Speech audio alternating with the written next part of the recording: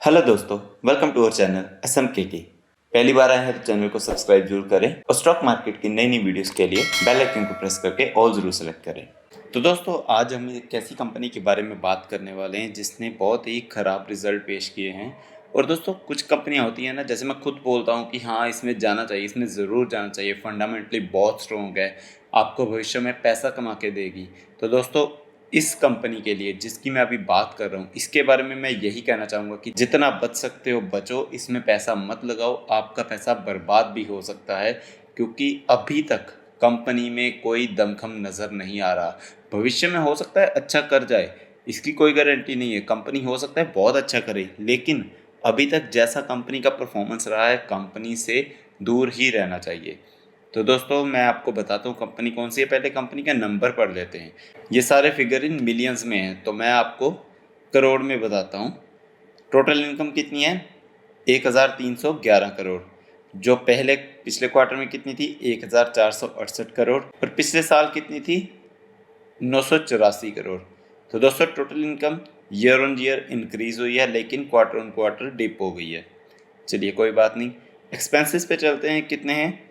1302 करोड़। जो पिछले क्वार्टर में थे 1455 करोड़ और पिछले साल थे 978 करोड़। तो एक्सपेंसेस भी वैसे ही हैं। तो दोस्तों, हमें नेट प्रॉफिट मतलब प्रॉफिट बिफोर टैक्स से इतना कोई मतलब नहीं होता, क्योंकि टैक्स वगैरह ज़रूरी होता है। तो हम प्रॉफिट आफ्टर टैक्स में चलते हैं। तो कितना है ये दोस्तों? 42 मिलियन मतलब हो गया। 42 मिलियन का मतलब है 4.2 करोड़। मतलब 4.2 करोड़ का प्रॉफिट रह गया है, जो पहले 9.2 करोड़ का था पिछले क्वार्टर में, और पिछले साल था 7.5 करोड़। तो दोस्तों, प्रॉफिट तो कम आया है, लेकिन ये फाइनल प्रॉफिट नहीं है। अभी क्या है? Share in loss of associate, तो उसका भी कुछ लॉस हुआ, जो कि 2 करोड़ के आसपास है। तो दोस्तों, अभी प्रॉफिट कितना रह गया है? 2.2 करोड़। जो पिछले क्वार्टर में कितना था? 8.4 करोड़। और पिछले साल कितना था? 7.5 करोड़। तो दोस्तों, 7.5 का प्रॉफिट कितना आ गया? 2.2। जिसका प्रॉफिट इतना कम हो गया हो, मतलब कम से कम अगर देखा जाए तो 70% डाउन आ गया है प्रॉफिट। और सेम कहानी EPS की भी होती है। EPS भी हमारा इतना ही कम आते हुए देखने को मिलेगा। ये देखिए, 0.03 था, 0.03, अभी 0.01 रह गया।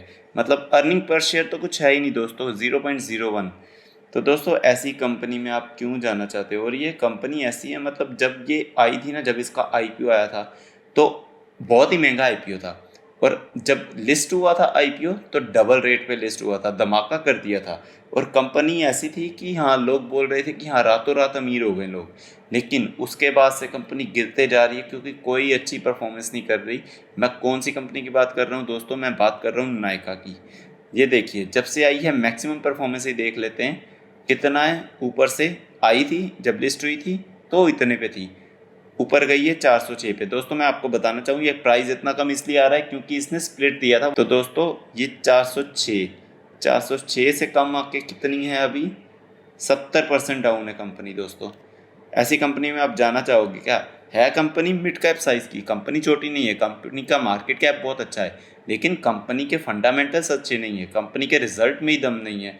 यकीन नहीं आता आपको? तो मैं आपको दिखा देता हूँ। ये देखिए, यहाँ पे कंपनी लिस्ट होने वाली थी दिसंबर 2020 के आसपास। कंपनी लिस्ट होने वाली थी और कंपनी ने प्रॉफिट बनाया था 68 करोड़ का, 68 करोड़ का। तो बहुत हाइप हो गई थी कि कंपनी इतने अच्छे प्रॉफिट बना रही है, तो कंपनी में जाना चाहिए।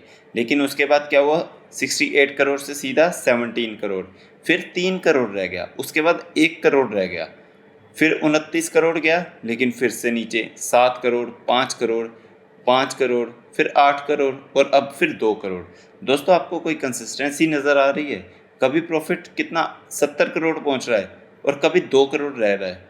तो दोस्तों, ऐसी कंपनी जो इतनी वॉलेटाइल परफॉर्म कर रही है, ऐसी कंपनी में तो बिल्कुल नहीं जाना चाहिए। आप यहीं पे देख लो, पहले कंपनी लॉस में थी, -28 करोड़, -25 करोड़। तो मार्च में अगर 2021 में अगर कंपनी प्रॉफिट में आई है 62 करोड़, उसके बाद 41 करोड़ कम हो गया, फिर 21 करोड़, फिर कम हो गया। तो दोस्तों, कंपनी का प्रॉफिट ही बहुत कम हो रहा है।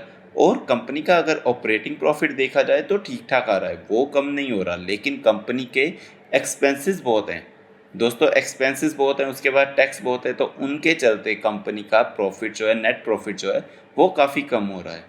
तो दोस्तों, इसीलिए मतलब ऐसी कंपनी से तो मुझे नहीं लगता ऐसी कंपनी में आपको जाना चाहिए जिसका रिजल्ट इतना वॉलेटाइल आता हो, कभी 70 करोड़ और कभी 1 करोड़। तो दोस्तों ऐसी कंपनी से तो हमें दूर ही रहना चाहिए। मैं ये नहीं बोल रहा कि फ्यूचर में भी ऐसा ही चलता रहेगा। अगर ये कंपनी लगातार अच्छा परफॉर्म करना चाहती है, मतलब अच्छा परफॉर्म कैसा होता है कि हाँ, कंपनी का अगर 2 करोड़ का आज प्रॉफिट आया है, अगले क्वार्टर में कंपनी का 4 करोड़ आए, फिर 8 करोड़ आए, ऐसे ऐसे अगर बढ़ता जाए प्रॉफिट, तो दोस्तों मतलब कंपनी अच्छा परफॉर्म कर रही है कंसिस्टेंटली, क्योंकि उसका प्रॉफिट जो है वो बढ़ रहा है। लेकिन अगर आप हर बार इतनी वॉलेटिलिटी देखोगे तो दोस्तों कंपनी को अवॉइड करना ही बेहतर रहेगा। इस कंपनी में मुझे कोई दम नहीं नज़र आता। तो दोस्तों मैं तो यही रिकमेंड करूँगा कि अगर आपके पास नायका है, अगर आप प्रॉफिट में हो तो आप बेच के निकल सकते हो, क्योंकि मैक्सिमम परफॉर्मेंस आप देखोगे तो 12 कितनी है, 12,50,400% की रिटर्न है। क्योंकि बहुत कम प्राइस में ये लिस्ट हुआ था, उसके बाद डबल प्राइस में ये आया था और बहुत ही ऊपर चला गया था। लेकिन दोस्तों इतनी परफॉर्मेंस और ऐसी कंपनी के रिज़ल्ट ये कोई मैच नहीं करता, क्योंकि पेटीएम और नायका दोनों साथ में आए थे और पेटीएम का भी आपने देखा क्या हाल हुआ और वही हाल नायका का हो रहा है। तो दोस्तों अगर आप चाहो तो आप इसको सेल करके प्रॉफिट बुकिंग करके निकल सकते हो। अभी कंपनी के नंबर्स में कोई दम नहीं है, इसको रखने का कोई मतलब नहीं बनता। तो दोस्तों मैं उम्मीद करता हूँ आपको ये वीडियो पसंद आई होगी। ऐसे ही स्टॉक मार्केट की जेन्युइन वीडियोस के लिए चैनल को सब्सक्राइब करें और बेल आइकन को प्रेस करके ऑल ज़रूर सेलेक्ट करें।